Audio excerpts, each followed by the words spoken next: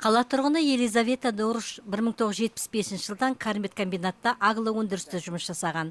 Насостық қондырғының машинесі әлі күнге тиісті жалақысын ала алмай отырған осы кәсіпорынның бұрынғы жұмыскерлерінің бірі.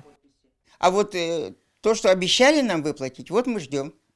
Әлі күнге уәде беріп келеді, біз де әлі күтіп келеміз. Бұрынғы ұжымда бірге жұмыс істеген әріптестер маған келеді. Мен ол жылдары кәсіподақта жұмыс жасағанмын. Сол себептен көп маған келіп арыздарын айтады.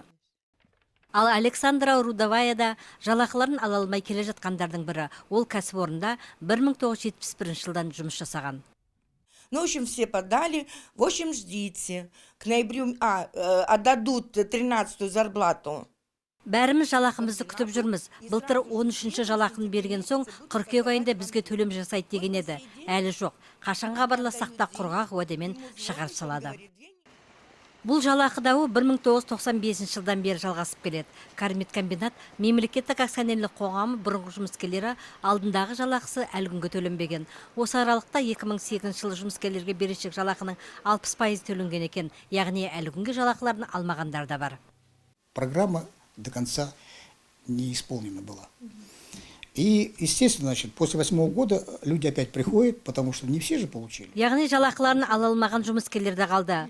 Олар бұл мәселені тағы көтерді. Соған орай 2014 жылы сол кездегі вице-премьер Гүлшара Әбдіқалықова қанша адамның қанша көлемде қарызы барлығын анықтау туралы тапсырма берілді. Осыған сәйкес менің атыма облыстық қалалық еңбек инспекциясының біздің тарапымыздан қандай жұмыстар жүргізілген туралы мәліметтер беру туралы хат түсті.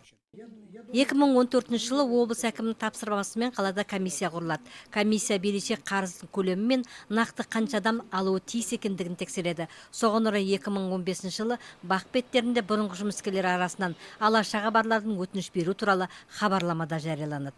В связи с чем в 2015 году было подано в средства массовой информации объявление о том, чтобы 2015 жыл қаладағы бұқаралық ақпарат беттерінде хабарлама жарияладық.